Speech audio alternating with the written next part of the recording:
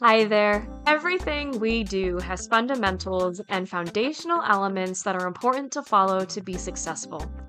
Even though they're important, it's also common that we drop these fundamentals for one reason or another. And when we do, that's when we run into trouble. Doug and Jess researched RevOps fundamentals and found they don't actually sound like fundamentals. Instead, they've taken the knowledge they have on what a fundamental is through their research and have put together their take on the fundamentals of RevOps here today on the RevOps Show.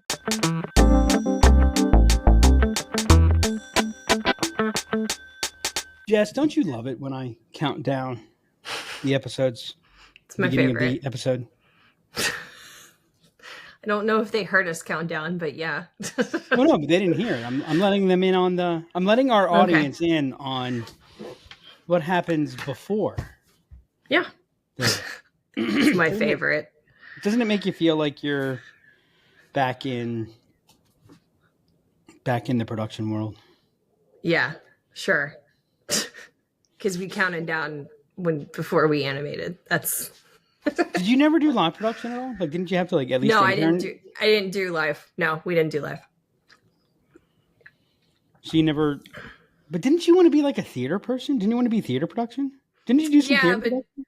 I did do theater production. So I mean, I did that, but you wouldn't count down like that. So I never did like live TV, or I never did television, movies, nothing like that. They don't like before Hamilton. They don't go in 5, 4, 3. They don't. Jess, we're violating another one of your rules, and this is back to back, if I remember correctly. I mean, I realize it's been a long time since we were RevOps showing, but I think the last RevOps show was 9 a.m. on a Friday. It was, yeah. We're doing it 9 a.m. on a Friday again. And if I remember correctly, the takeaway from that episode is you're never going to schedule a RevOps recording for 9 a.m. on a Friday. No, but my weeks keep getting away from me. That's what's happening. It's been a crazy week. It has ups and downs for you. It has. It was emotional. It was an emotional evening for me last night. I mean, if we think about like the last week, it ended on a emotional high. Oh, last week. Yes. Yeah. Right. You were you had Disney time. I was in I was in the most magical place on earth and my happiest place on earth. Yes. By myself with several Dole Whips, in fact. You had several Dole Whips on Friday? I had one Dole Whip on Friday. Okay. That was my goodbye. That was my goodbye. I had a Dole Whip on the boat back. It was lovely. I mean, you had the week with technically all adults. Yeah, technically.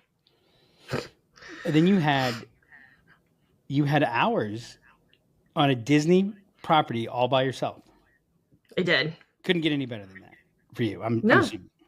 No, really couldn't. It was amazing. Last night, what happened last night?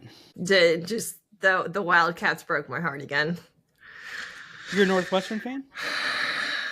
No, I am not. I'm a Kentucky fan, right? Oh my God. So is Calipari get next? I mean, so it's we're probably getting close to that. I mean, there's a lot of love for him, but there's also like people are getting pissed. Of course. I mean, look at all the money that he's. Oh my God. Yeah, I know. It's a ridiculous amount of money that he's paid. I meant the money that he pays and lets boosters pay to. Jesus Christ. So the last 4 years for Kentucky, if I remember correctly, didn't make the tournament, lost in the first round, lost in the second round, lost in the first round. Yep. Actually, my Maryland Terrapins aren't so bad by comparison. I mean, they're bad. Go Oakland. That's all I can say. Oakland now needs to win it all. So here's the thing that's funny, because you asked me this morning if I've been following the whole Oakland, Kentucky thing, which, by the way, the only people in the world that would be following the Oakley, Kentucky thing, from what you told me, Oakland and are people who care about Oakland or Kentucky. Yeah. And candidly, I cared about Oakland yesterday, but only for the reason that we're talking about right now. Yeah. Exactly. So what's funny is, if you remember, as of yesterday morning, I thought that they were in California. I do remember that. So that should have probably been a hint that I really wasn't paying a whole lot of attention to the Oakland. It's fair. To the Oakland. I got to tell you that me thinking that, though, that's a mark of like, I actually felt old when I learned that, because there was a time where I would have been, I wouldn't have not just known that they weren't, I would have known precisely where they were in Michigan, the history. They had one play-in game, which I guess technically is no longer called a play-in game. Because if you notice, they kept saying that they were 1-3 in NCAA history, or 1-4, though they'd never won. But they always added, they've never won a game in the round of 64. Yep. I mean, I go back to, I can remember the days when there was no round of 64. Yeah. That's how I don't remember those days. That's how old I am. So your boy John Calipari is apparently anti-expanding the tournament to 80 teams. Yeah, of course. Do you agree with him? Well, if they had expanded to 80 teams, then A, maybe Kentucky would have gotten into the tournament 4 years ago, and B, maybe they would have won a game. Maybe, yeah, maybe. I mean, I don't have an issue with expanding. Like, so I love the tournament. So, like, to me, let's expand the teams and extend the tournament out longer. Sure. Like, I do genuinely love. So, like, even though I am very upset that Kentucky lost, like, I actually love to see these teams who've never gone in or never won, like, upset.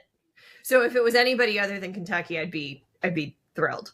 But so I say, if you're going to expand to 128, basically have all of D1 in the tournament, and it's just a tournament of all of D1. Yeah. Though I do understand why teams that care, like teams that have quote unquote legit shots, like, it is hard to win 6 games in a row. It is really hard to win 6 games in a row. And so the issue with the tournament, the way the tournament is, and I mean, if you think about it, I asked you if John Calipari was done, and it's a legitimate question. Like, there's definitely going to be, but it's also bizarre that you would think about that, because all things considered, Kentucky's competitive every year, right? So why are they not? Well, because of how they performed in the tournament. The element of luck in tournaments is the problem. So, like, I mean, if you think about it, if Oakland and Kentucky played 100 times, how many times would Oakland win? Right. Yep.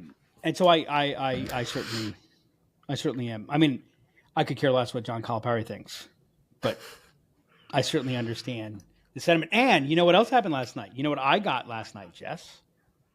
What? I got the layout for review and approval. Oh, yeah. Of the Revenue Acceleration Framework book. Yeah, I saw that. And not only did I get that, we also got a book launch date. Oh, did we? When's the book launching? May 21st. Tuesday, May 21st. Oh, that's exciting. It's going to be real.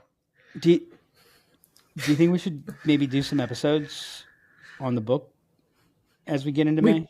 We probably should. Let me make sure I write that down so I don't forget.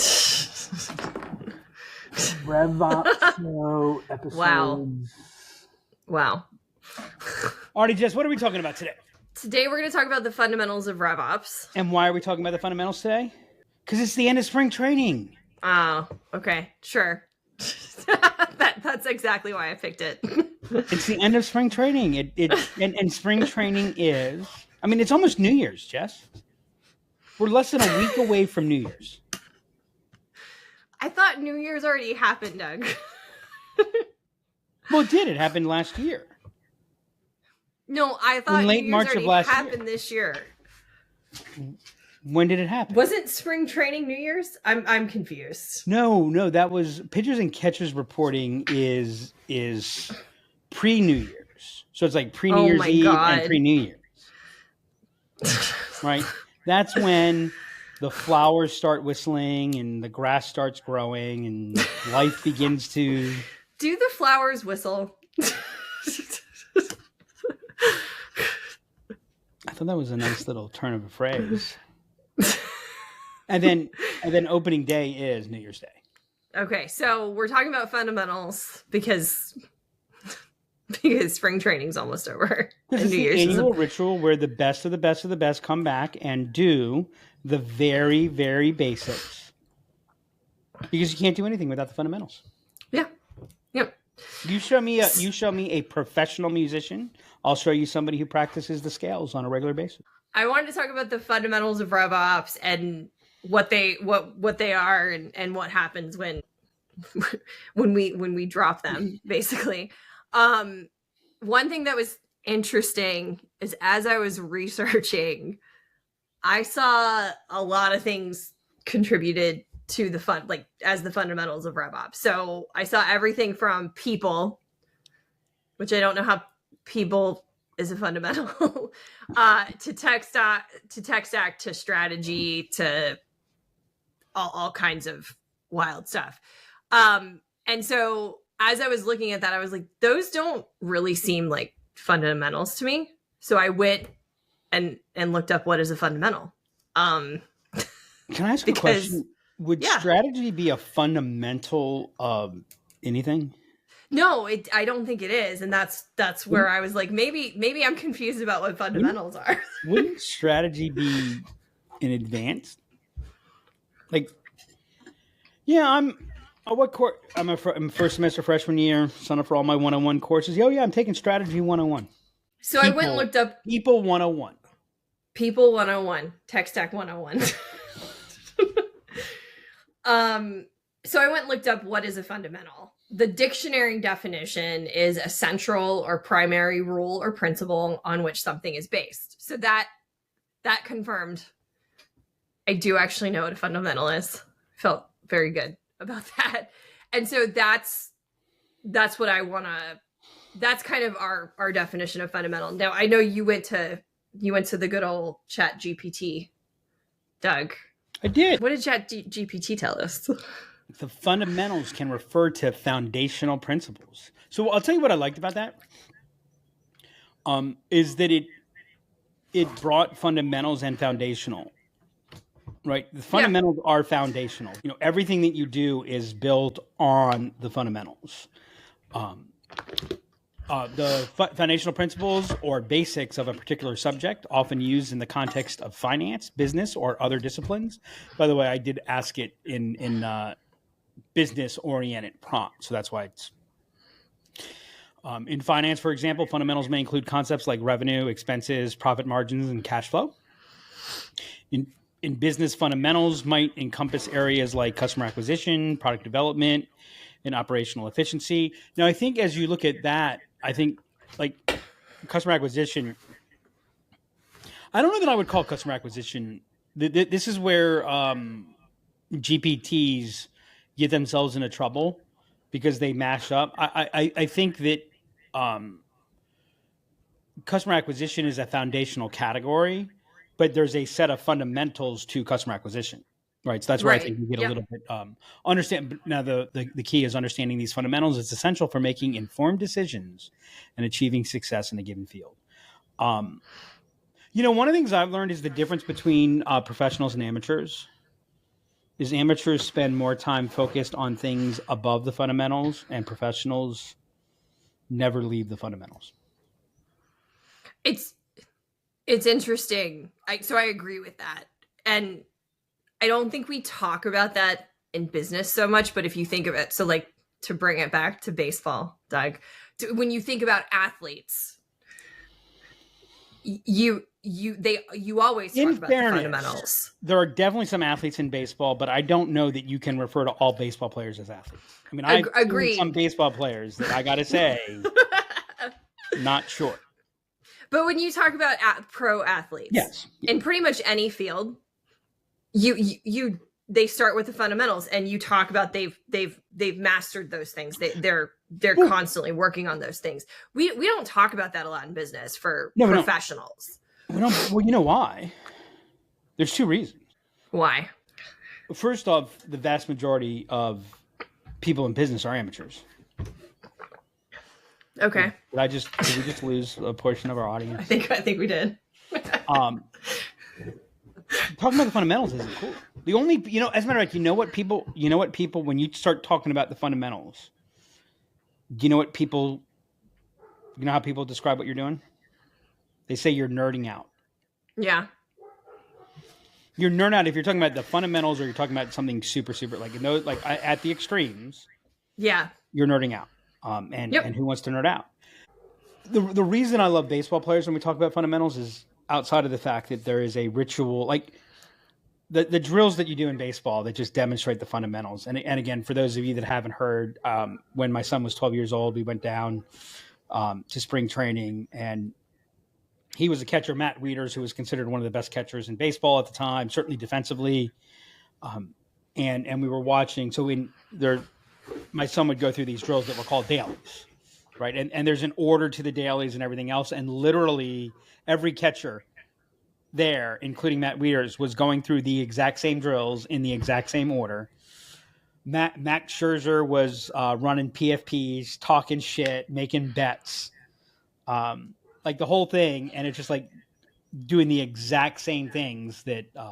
So there's something fascinating about that. But what I love is you look at a hitter, and they're hitting really well, and they go, "Gee, what are you doing that's got it going so good?" They won't even talk about it, right? They say, "Look, right. I'm there, but for the grace of God," or "Hey, I'm just trying to get up, get a good look at a pitch, put my A swing on." And the reason is they don't want to think about it, they don't want to talk about it, because what they know is the things that you're asking them really have nothing to do what has them working well. It's where their feet are. It's where their weight distribution is. It's an aspect of timing, and all those things. They're just very, very, very basic, and that's 90% of the game there. Yeah. And by the way, the difference between a D3 college baseball player and a Major League Baseball player is there's probably about a 5 to 10% difference. It's how they think about the game, and it's just, are they able to master the fundamentals? By the way, the other thing that's interesting about baseball, and I'm sure this applies in other places, the best athlete is not the best baseball player. Yeah. Right? Because there's an element, because the best athlete has a lot of the advanced elements, but they might not have that basic fundamental. So yeah, I think that fundamentals really drive. They really drive it, and I think what defines the fundamentals are in whatever discipline that you're taking is what are the first principles. What are so again, in baseball there's first principles. There's certain aspects that define what the fundamentals are, because the game is defined, the rules are defined, what you have to do to quote unquote win. Now in baseball there's no quote unquote win. There was one person who finally said that, how'd you win that game today? And the answer was, well, we scored more runs than they did. Like, yeah, that is a factually correct answer. And if you don't like that answer, ask better questions. But yeah, I think that as you start looking at like understanding what those first principles are, and by the way, I think that people sometimes confuse first principles with fundamentals. And some of what I think that in your research, no, I would not call strategy a first principle. I would call strategy a buzzword in that case. But I think one of the places where you talk about things that aren't really fundamentals is when you're conflating them with an element of what are the first principles. So like there are some first principles of RevOps too. Yeah. So let's talk about first principles. Let's talk a little bit about what we believe. So at Lyft, we live by the prime directive when implementing any technology, which is the business process must drive the technology. The technology should never dictate the business process. So actually the prime directive is a little bit harsher than that. Okay. Because we believe in the prime directive whenever we touch technology. Mm-hmm. Right. So even beyond implementation, whenever you touch it. Yeah. Right. You need to be thinking about that. And I would actually say, while we oftentimes say should not, I would say can't. I'm increasingly going. The technology can't drive the business process. The moment that happens, you're guaranteed suboptimal results. Yeah, absolutely. Absolutely. And so, by the way, that means that you have to start at the business process. And I'm going to use another buzzword for this because I think people get their head wrapped around the axle on process. It's the business motion. Is what's the flow? Yeah. What I find is there are some people that are so process focused. And it's kind of funny. It took me a long time to understand this because I'm pretty process focused, wouldn't you say? Yep. Annoyingly so, I think would be a fair. Agreed. Okay, you weren't supposed to agree that quickly, maybe that easily. You were at least. I mean, I guess I could see why people might think that, but I never let process get in the way of flow. Yeah. Right. Yeah. And so the motion, like, what is the business flow? And so we get so lost in process of, no, that's not how you're supposed to do that. The goal of the process, especially in something like sales marketing, what we're talking about with RevOps, the goal of the process is not to implement the process. The goal of the process is to provide the constraints so that you can get into flow and achieve what the ultimate outcomes are. Like, the goal of CRM is not adoption. It's more sales with less effort. Like, let's not forget, that's what it's about. Yep. I can get you result A, which is 100% adoption and 10% sales growth. Or I can get you option B, which is 30% adoption and 50% sales growth. Right. Which option do you take? I think it's pretty safe to say people are going to be choosing option B.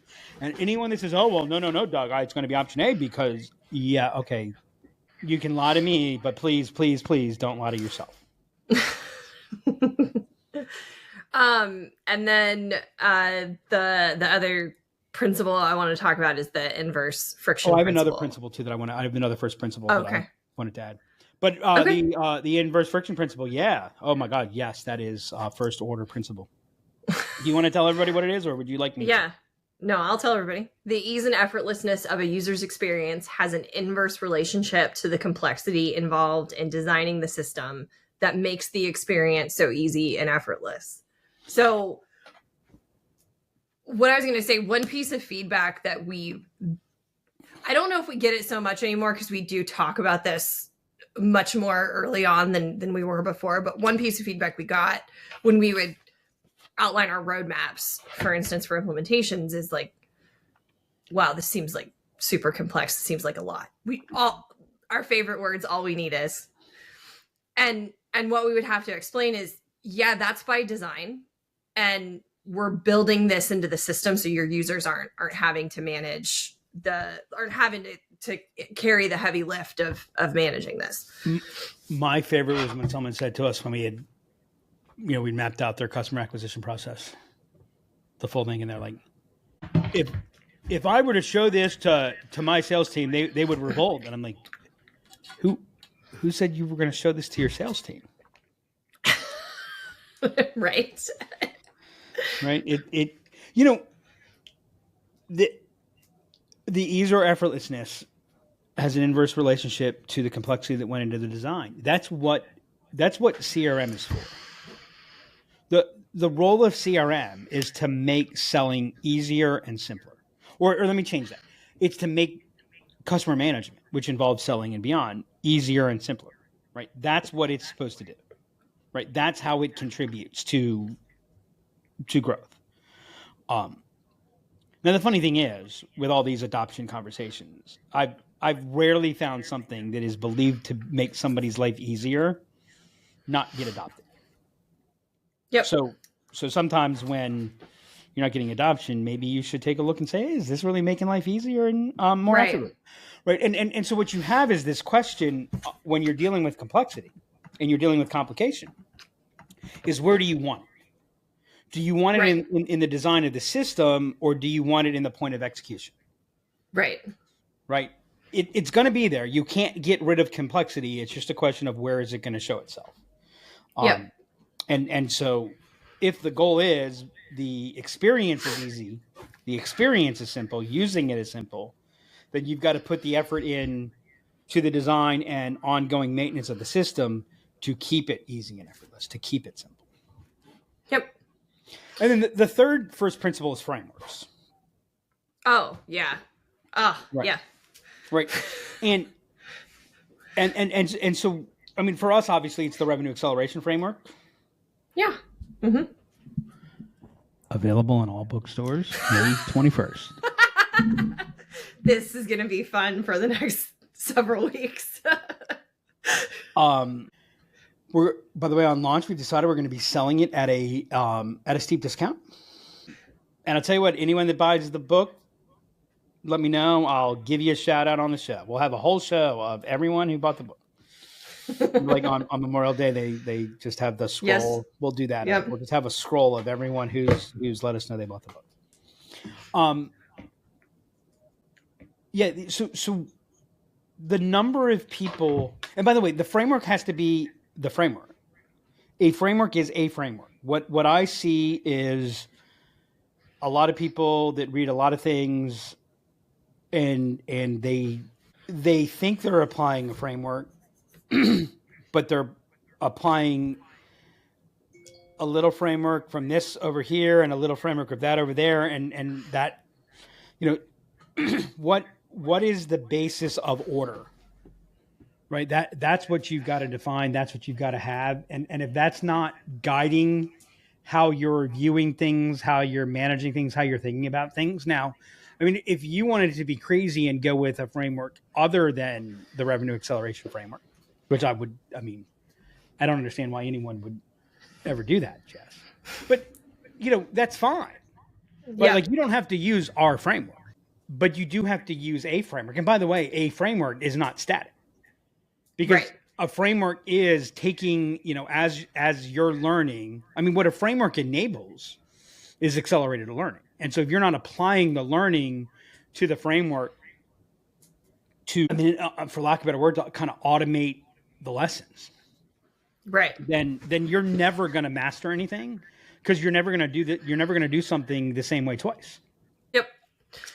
So you talked about the fact that these principles aren't fundamentals, which I agree with, and you turned me around on this, because when I started kind of planning for this episode, those in my mind were the fundamentals along with some other things. But I agree, first principles are where you start, not necessarily the fundamentals themselves. So let's...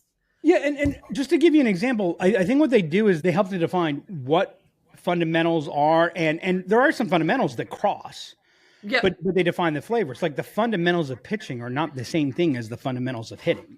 Right. And the reason for that is that the first principles of pitching and the first principles of hitting are not the same.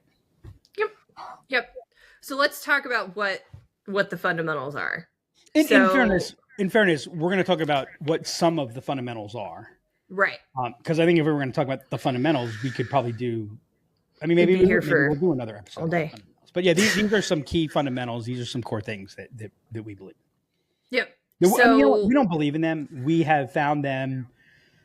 We have found them in a statistically relevant population. We found them to be major drivers of the difference between success and failure. Yep. Agreed. Yeah. And by the way, the definition of failure in this case is anything that's not a success. So let's start with slow down to speed up. Mm-hmm. So Doug, talk to me about speed versus velocity. well, let's talk about speed first, and let's talk about why slow down even first. How many tickets did you get done last week, Jeff? I'm not actually asking that question. I feel like I'm being called out here. But that you get a dopamine hit every time you check off something on your to-do list. We see it as we get closer and closer to launch, the client gets more and more frantic. Mm-hmm. The list gets longer. Absolutely. We need to. And it's like, well, why? Yeah. Well, we don't know, but we need to. Right. Yeah. And again, it's natural, right? The thing that's really interesting is the human brain adds, it doesn't subtract naturally. Oh, okay. It sees more to do. It doesn't see less to do. When our fight flight response kicks in, it's more, right? for all the conversation that I've talked about, and maybe I would have learned this so it wouldn't have applied, but for all that I talk about, that if I could do anything that I wanted to do, like, I mean, I'd be a manager of Major League Baseball, right? I would, but I actually don't think I'd be a very good manager. Like, so I'd never actually get the opportunity to be the manager of Major League Baseball. And the reason is I make the mistake of doing. I'm creative. I see different things. I'm what you like to call an evolutionary algorithm.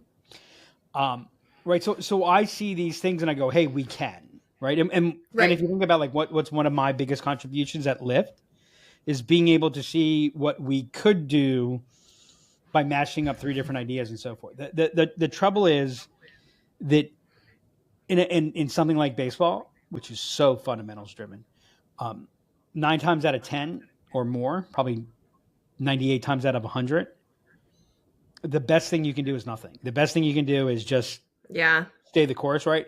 And I know, like, personally, if I were to lose, I would rather lose. I would rather not succeed in whatever it is that I'm doing, because I did something and it didn't work.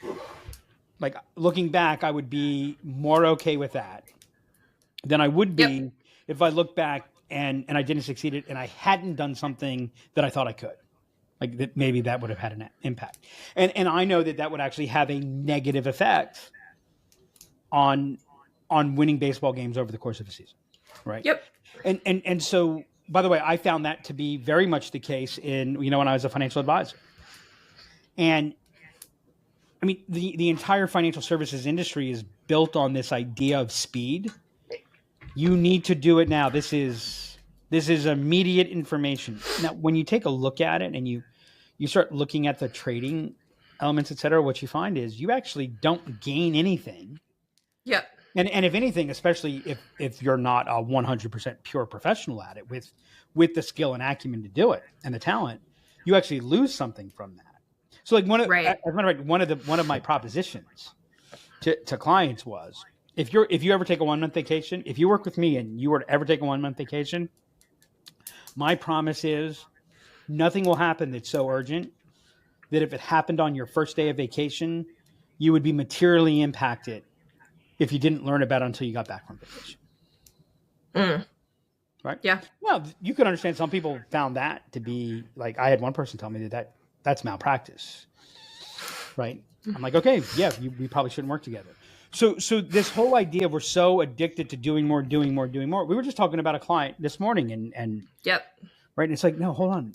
And as a matter of fact, like, the more that you're seeing, the more you got to slow down. Right?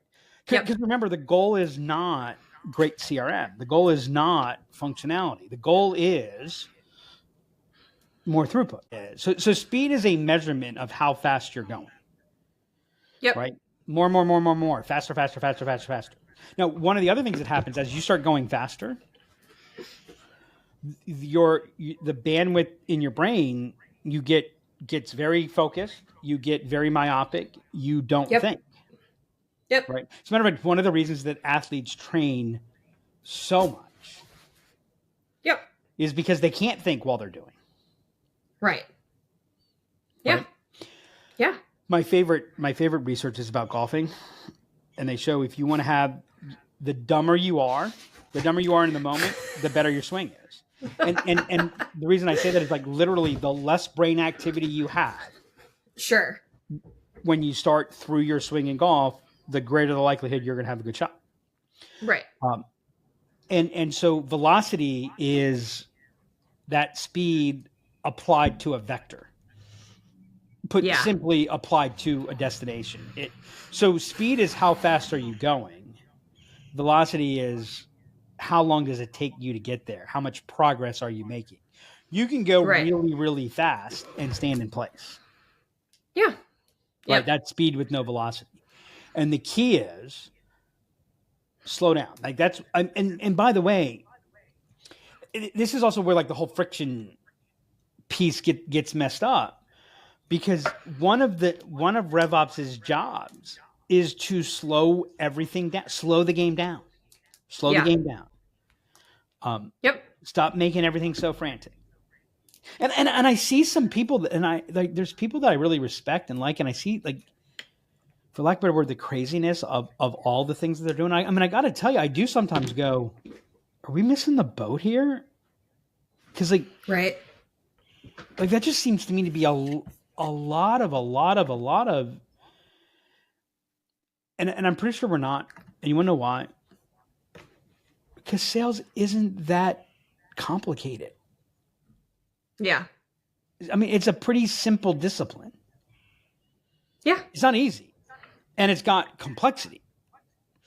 But we're not, like, who do I want to talk? I mean, I'm seeing people that have, they've got 3 intent-based applications to determine this, on that. They've got, and it's just, so that like, so slow the game down. The other aspect too, and this is where business leaves the performance arts, baseball, theater, music, etc. Mm-hmm. Is in the performance arts, there's a beginning, a middle, and an end. Right.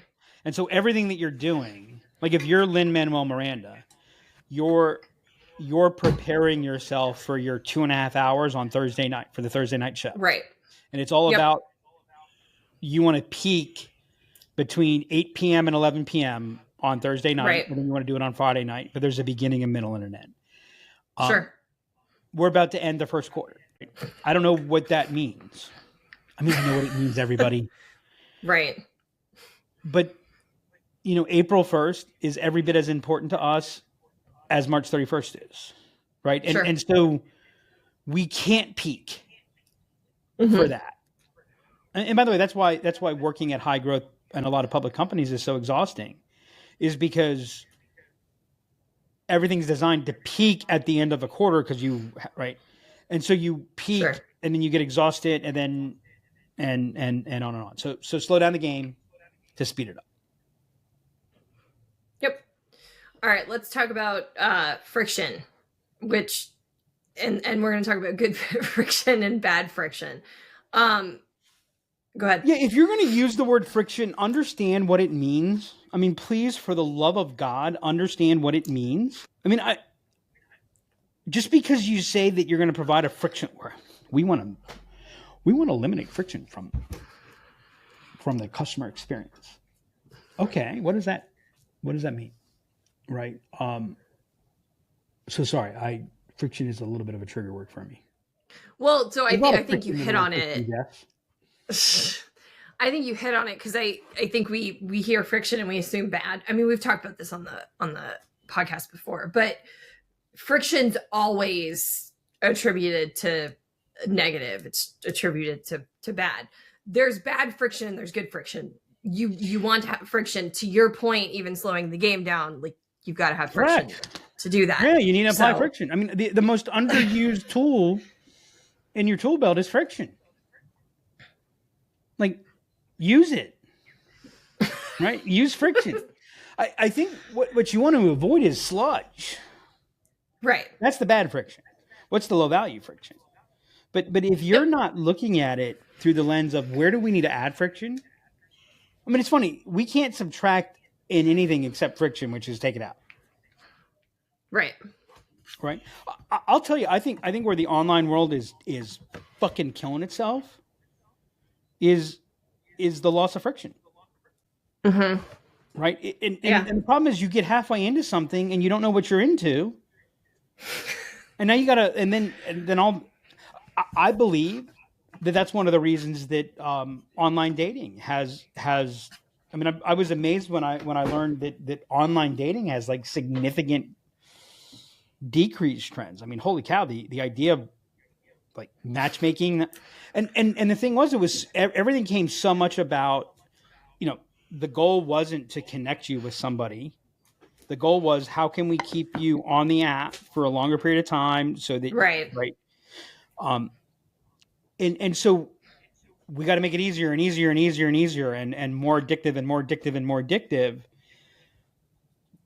But then you wake up one day and you're like, nothing's happened. Because remember, all value is friction. So understanding friction is a major, major, major fundamental. Yep. By the way, one of the things about CRM, there are places I want the CRM to slow the sales rep down. I want the CRM to slow the success manager down. Because if I don't slow them down, they're not going to have time to think. Yeah. And slow them down in the right points. Yeah. And if we're going to implement a process where you're not supposed to think, if you're in that job where that's happening, go find another job, because I'm telling you, it's only a matter of a few years before some co-pilot GPT takes your job. Because if you don't have to think, then AI is going to do it better. Right. Yep. Next one, structure, strategy, execution. So I had this as scalability, because everyone you kind talked about scalability. Broke it out. Scalability. We're scaling. We are scaling. I saw somebody who posted that they're growing at 400% per year. They're doing $1 million right now. Okay, congratulations. Yeah. Right, 100,000 to 400,000 to, although that actually still doesn't work because you'd be anyways. The math doesn't math there. Again, scalability is not growth. Scalability is not more. Scalability is more at less, more with less. And so while execution eats up a lot of the room and strategy eats up the rest, what really drives sustainability, what really drives scalability is structure. Yeah. By the way, I have a whole section of Revenue Acceleration Framework coming out May 21st on structure, Jess. Well, actually you just sparked something for me that we were talking about structure that we were talking to a client about yesterday. So we're in our phase of starting to get things set up. And so we had outlined some database structure pieces, and there's some components that we're building out. So the structure is there for when we're ready to use it. We're not using it at launch. Correct. And they started asking all these questions that candidly we're not ready to answer. And I don't even think they're ready to answer yet. And it's like, no, we're not there yet, but we want the structure in place. So when we are there, we're ready to go. And I think that is a step that gets skipped. And by the way, to be able to do that, you need to understand what are your growth economics. Yep. Like I'm just blown away by how often business is referred to as a numbers game, and people don't have any idea or even really think about what their numbers are. Yep. Right. And if you don't have those, if you don't have that structure in place, then you can't really have strategy. You can't make choices. Next fundamental is solve for job to be done, solve for the real problem. It's one of my favorite sound bites actually to get clients to slow down. Is okay, guys, what are we actually solving for here? Like what are we hiring this for? And I'm going to give you the tip of tips. Oh, okay. Because jobs to be done has become a buzzword. Yeah, sure. Even the real problem, I'm seeing more and more people talk about the real problem. And here's what I'm going to say. When you ask the question, what's the real problem we're solving here? If you have an answer to that question definitely more than 80% of the time, I would say if you have it more than 70% of the time, and once you have an answer to that question more than 50% of the time that you're asking it, that's when my warning lights turn on. Yep. So maybe about half the time I'll know the answer to that question. The real answer more often than not is I don't know. I don't know yet. I mean, I go into the doctor's office and I'm telling you, you need to give me, it's a shot of cortisone, which, by the way, I've never had a shot of cortisone, despite my protestations. Doc, I need a shot of cortisone in my shoulder. I need an immediate operation. I need an immediate, like whatever the case may be. They're like, no, we're going to do some tests. Okay, we still don't know what it is, so we're going to do some more tests. And I'm like, well, will you just fix it, please? Yeah. I mean, if doctors behaved like business people, we'd all be dead. Yeah. Right? We don't know what the real problem is. And if we go in and we start trying to fix it before we know what the real problem is, we're just going to create, we're going to make it a whole lot harder to figure out what the real problem is. Yep. And B, right? And so that's part of slow it down. Yep. Right. The other thing that happens is when you're not taking that approach, I mean, something always needs to be fixed. Yeah. Something always needs to be adjusted. And so now everything's being adjusted every time. You know, I got to tell you, I don't know what people really think, because, you know, one of the things that SaaS companies brag about more and more and more and more, and I'm not going to name names today, and they all do it to one degree or another, is they brag about how many times they ship. Here's all the new things that we introduced. Yep. And I'm like, I'm finding that less and less of a good thing, and actually more and more of a bad thing, because increasingly every time I go in, I don't know what to expect. Right. Yeah. Right. And also going fix back the to thing that. By the way, this is why declouding is becoming a thing. Yeah. Is because we've got a system that's set up, and if you decide you want to change something for some reason and it's not in alignment with what we've set up, so yeah, you know, what is the real problem you're solving? Spend a little bit more time to understand.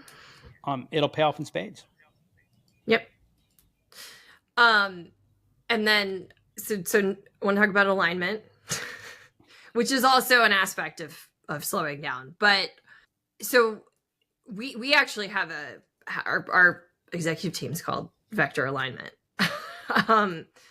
Because that's what we're doing constantly. We're taking all the vectors and getting them in place and making sure that we're on the same page. So as we communicate out to folks, there is that alignment across the board. Talk to me about this a little bit. Like, what's your take on alignment? So what we're doing is we're aligning vectors. We're trying to pull the boat in the right direction. Are we trying to align? Do we want everything aligned? I don't know that I would say yes to that. And as an example of that, I like conflicting objectives. We want to have more impact and make it easier. Those are conflicting objectives. Yep. Yeah. I like conflicting metrics. I believe that constructive tension is key to innovation. And that's not alignment in the way that the people think about alignment. Everything's in a straight line. It's alignment to where we're going. It's alignment to the customer. But should marketing be aligned with sales? Should they be in lockstep with sales? No, they probably shouldn't. They've got different jobs.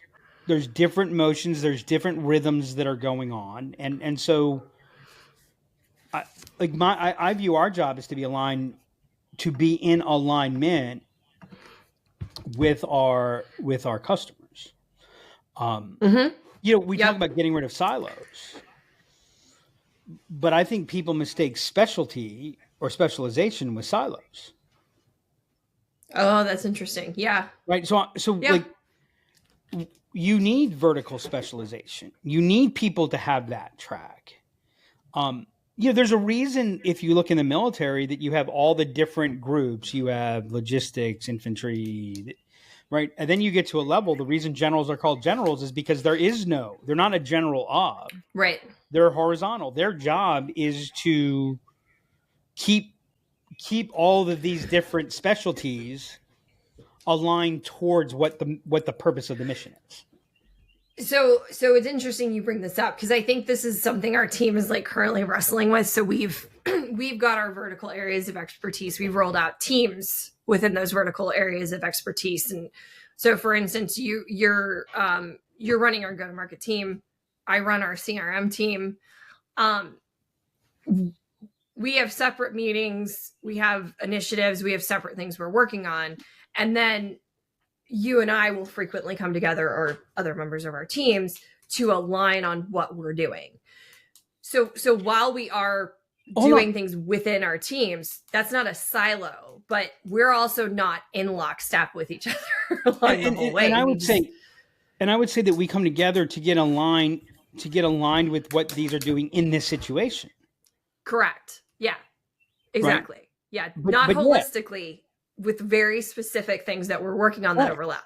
Right. And so our CRM team, they should be pursuing efficiency. Right. Their efficiency should be their first thought. Right. Our go-to-market design team, if efficiency is our go-to-market design team's first thought, that's a problem. Well, how many arguments have you and I had about database structure? Because I'm pushing for efficiency and you're pushing for. I can't help it that I'm right all the time. Side. Yes. It's just not true. Well, in my mind, at least. And I think for like that's actually alignment, right? Us having those arguments, us wrestling with it, and I think people hear alignment and they think clean and yes, we're gonna sing Kumbaya and walk out. You know what they think? Like, actually, I'll tell you what they think. They think alignment means no friction.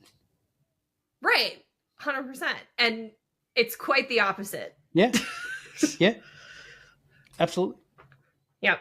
And it's funny, we talk about it, everyone loves the Pat Lencioni 5 dysfunctions of a team. No conflict is the first sign of no trust. And then they go, we need to be aligned. We need to eliminate all silos. By the way, the other thing too is silos create safety for people. If I'm the paid media specialist, I like my silo. It tells me what I'm supposed to do. It tells me what this is. Right? Yep. It's not about vector alignment. Vectors are all the aspects of whatever is going on. It's not about vector alignment. It's about aligning vectors. Right. It would be like if I'm taking a boat. It'd be like driving a car, taking a boat, and saying, "Okay, it's aligned. I'm going to let go. I don't need to do anything. I can." Right. That's not. I mean, you've got winds. You've got that. There's a whole bunch of things that go on. So yeah. Yep.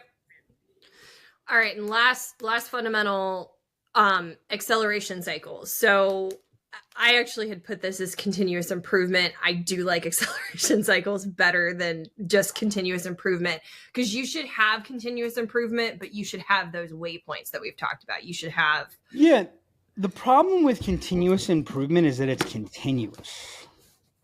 Right. It means it never ends. And so all you can do is pile up, pile up, pile up, pile up. And the other problem with continuous is there's no field depth. There's no depth of perception. Right? Right. Because we'll sometimes talk about priorities. Mm-hmm. Yep. But priorities are a measurement of importance. But there's also timeliness, which is an element of urgency. So there could be something that's very, very important, but we shouldn't do it now. Maybe it involves a much bigger thing. There's an implication, like all that. And so what acceleration cycles do, it's the whole process, our whole philosophy of always be launching. The ideal acceleration cycle is 90 days. Every 90 days is a cycle, right? There's a beginning, a middle, and an end. What are we doing this cycle? Then which I would say is key to getting velocity. So we haven't actually talked about this, I don't think, but those acceleration cycles and velocity is something that if you lose it, it's so freaking hard to get back. Like velocity is really hard to get. And if you've had it and lost it, it's really hard to get back. Those acceleration cycles are key to you maintaining that velocity, that constant movement. Yeah, that it's the second law of thermodynamics, I think, or the third. A body at rest tends to stay at rest. A body in motion stays in motion. Yeah. I would say not only are they key, I would say that if you're not doing that, you really can't get velocity, because you're just managing shit. You're just managing stuff. All right, I don't know if we're gonna have time to talk about impact today, so we might have to move that to part 2. Yeah, I mean, real quick, the challenge is when you're not mastering the fundamentals, you end up I call it having 7 different people work on your golf stroke. You build Frankenstein processes, Frankenstein systems, and it's a very, very fine line between responsiveness and anarchy. Yeah. You're always on the cusp of chaos. And the difference between being in chaos and not being in chaos is, are you focused on the fundamentals? Right. And it's so easy to get away from the fundamentals. It's so easy. It makes all the sense in the world to get away from the fundamentals in situations. Yep. So, real quick, just to recap the fundamentals: slow down to speed up, friction, not always bad, guys, structure, strategy, execution. So I'm gonna make the fundamental for friction a little bit easier for people to understand. Use friction, don't eliminate it. Okay, great, love that. Solve for job to be done or the real problem, alignment, and acceleration cycles. Focus on those things and you'll be on the path to success. You know what? Focus on those things and you'll be saying no to shitty RevOps. Until next time. And that's a wrap on this episode of the RevOps Show. A fundamental is a central or primary rule or principle on which something is based. We cannot skip out on fundamentals because they are essential for making informed decisions and achieving success. Never leave the fundamentals. If you enjoyed this episode, make sure to go subscribe on Spotify or Apple Podcasts. We would also really appreciate it if you gave us a rating and shared the episode. If you have any questions you would like to ask Doug and Jess about the fundamentals of RevOps, please email me at hannah@liftenablement.com or hit us up on LinkedIn at Lift Enablement. And until next time, just say no to shitty RevOps.